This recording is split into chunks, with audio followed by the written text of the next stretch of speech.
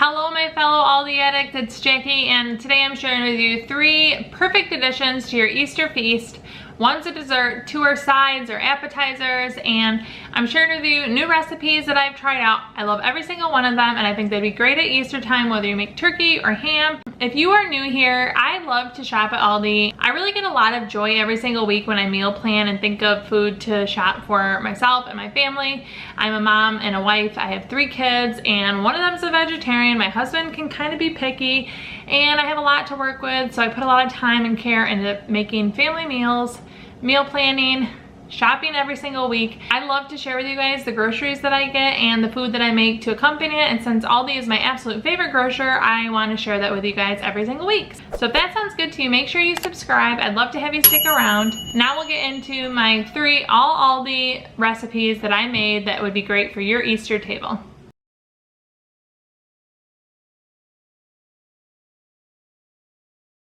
I'm going to be making the filling of this spinach artichoke ring, and you have to refrigerate it for an hour.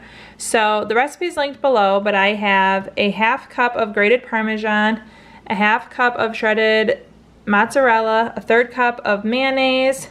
I have my cream cheese that's been sitting out so it's soft, a 1/4 teaspoon of ground black pepper, a 1/2 teaspoon of salt, a tablespoon of garlic powder. I have a can here of artichoke hearts. They call for 3/4 cup.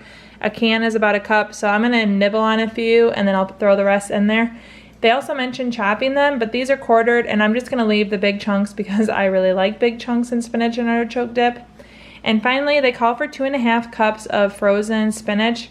And the thing about frozen spinach is you really have to get a lot of the liquid out so it's not soggy, and I didn't want to deal with that, so I bought the fresh spinach. I like to use fresh spinach and other things, so I knew I would use it in my smoothies and salads, and then I could use it in this recipe. So I'm gonna go ahead and do about 3.5 cups since it's so puffy of spinach, and we'll see how fresh spinach turns out, but I have no doubt that it'll be delicious.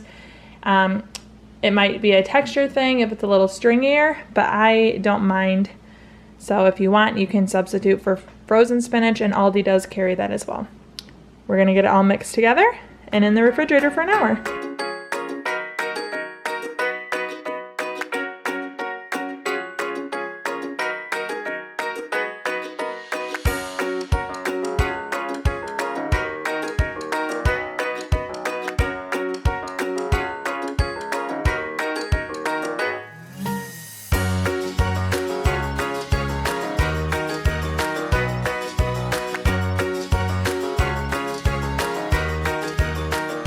Okay, so here is my filling. I'm gonna refrigerate it for at least an hour, and remember, the softer your cream cheese is, the easier it is to incorporate. I really had to put my mussels in, and you can use frozen spinach.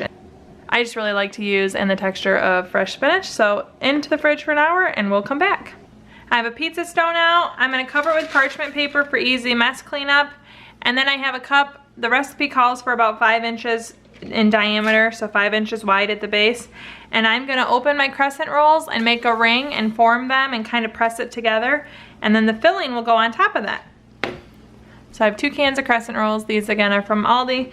If you want to buy parchment paper from Aldi, from my local Aldi at least, you have to stock up at Christmas time because that's the only time they sell it.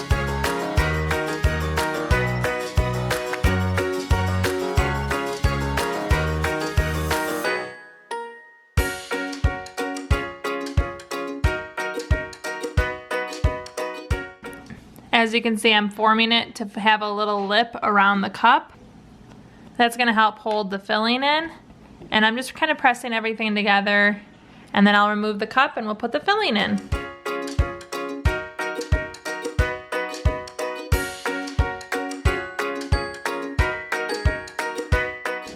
I've taken the filling and formed kind of a wreath with it. And that's where the refrigeration is really important. It gets it to be nice and hard so you can form it and it doesn't just fall all over itself.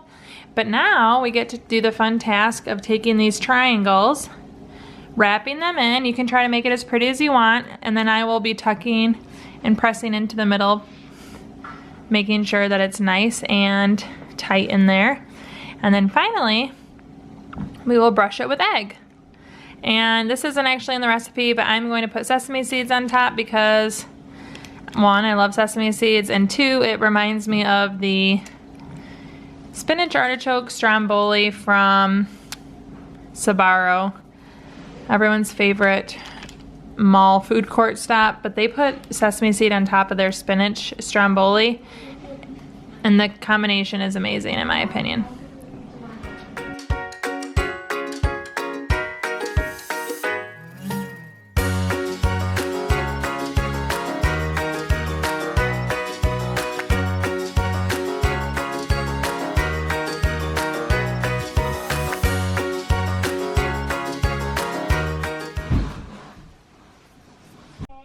In 25 minutes, we'll check on this and see how golden brown it is. After 22 minutes of cooking, it has reached this level of perfection. Just look how pretty that is. So it's Alamo. They're saying they're waiting for people to return.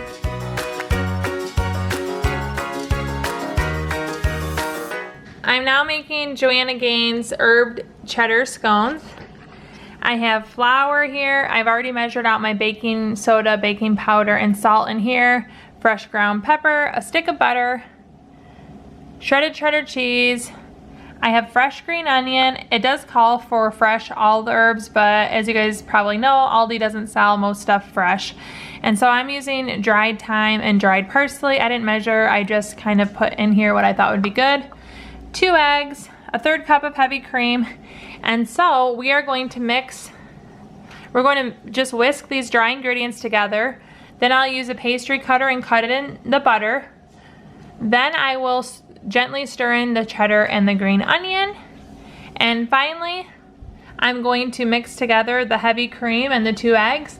And once those two are combined in a separate bowl, I will add them into the flour mixture. And we will knead the dough into a ball, cut it into wedges, and bake at a 400-degree oven for about 25 minutes. And they're best the same day. So the cool thing is about this recipe, you can make the dough, cut the wedges, and have it sitting in your fridge until you're ready to actually pop them in the oven. So right before Easter dinner, you could just put them in the oven. But you could have prepped them the day before or early in the morning, and you don't have to use your precious kitchen time making scones right when you want them.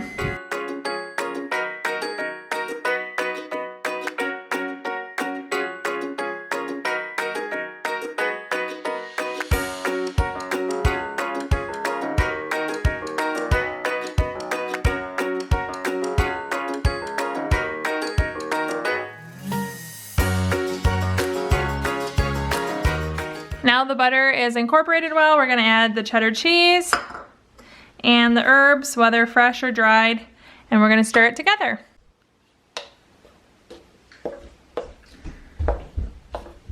I actually make scones frequently throughout the year, cinnamon chip scones, but making a savory scone to go with potato soup tonight sounded very good to me. And I think these would be perfect on the Easter spread. I love all their traditional sides like cheesy potatoes or a broccoli cauliflower bake, rolls, potato salad, but I always think it's fun to try to come up with something new. So now that my dough is mixed with the cheese and onion, I'm going to add my 1/3 cup heavy cream to the 2 eggs. I'm gonna whisk these together and then we'll add it to the flour mixture.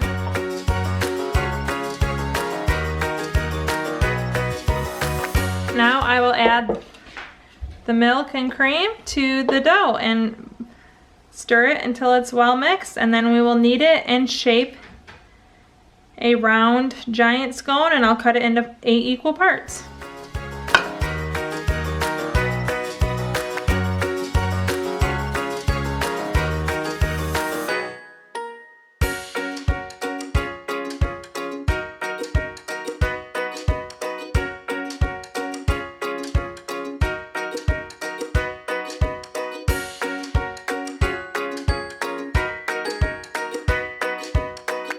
So it goes super crummy, and by the time you knead it, it looks like a giant scone. So I'm gonna flatten it. I always put mine in a circle and make wedges that way.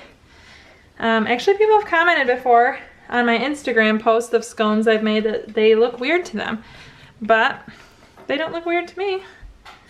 It's always how I've made scones. So I'm making it about a 1/2 inch tall, and then we'll cut it into 8 wedges.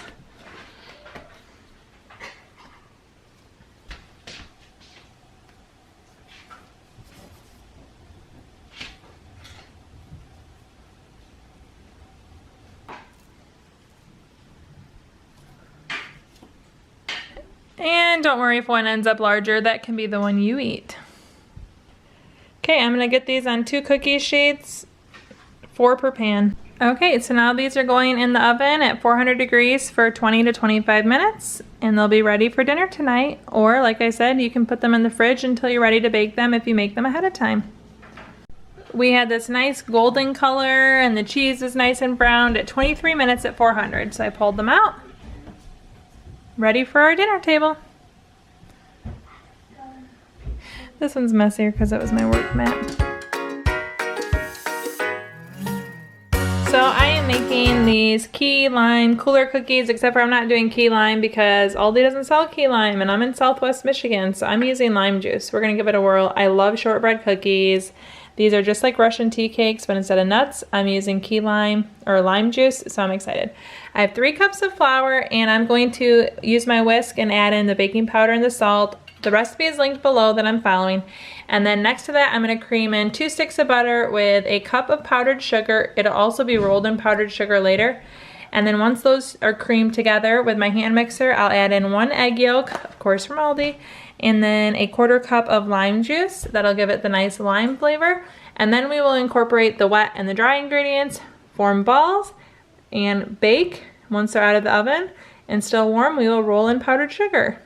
1/2 teaspoon baking powder, 1/4 teaspoon salt, whisk it together.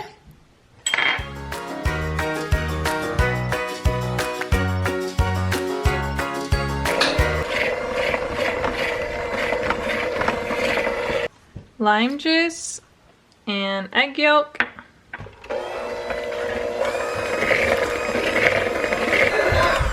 Now we will incorporate the dry ingredients slowly. So the recipe does call that it's going to be crumbly, so now we use our hands and we form it into one big ball.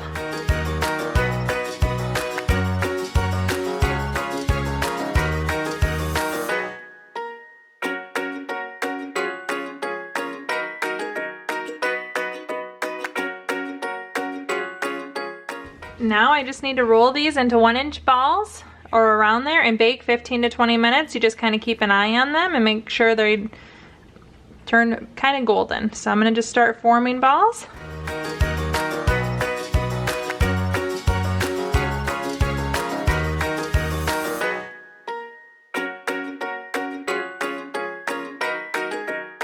Now I'm going to pop these in the oven for 15 to 20 minutes until they're golden brown, probably closer to 20 since my 1-inch balls are closer to 1.5-inch balls. After the cookies come out of the oven, you take them while they're still warm, but cool enough that you can touch them, and roll in the powdered sugar. I actually ended up doing it twice to get this nice powdery appearance.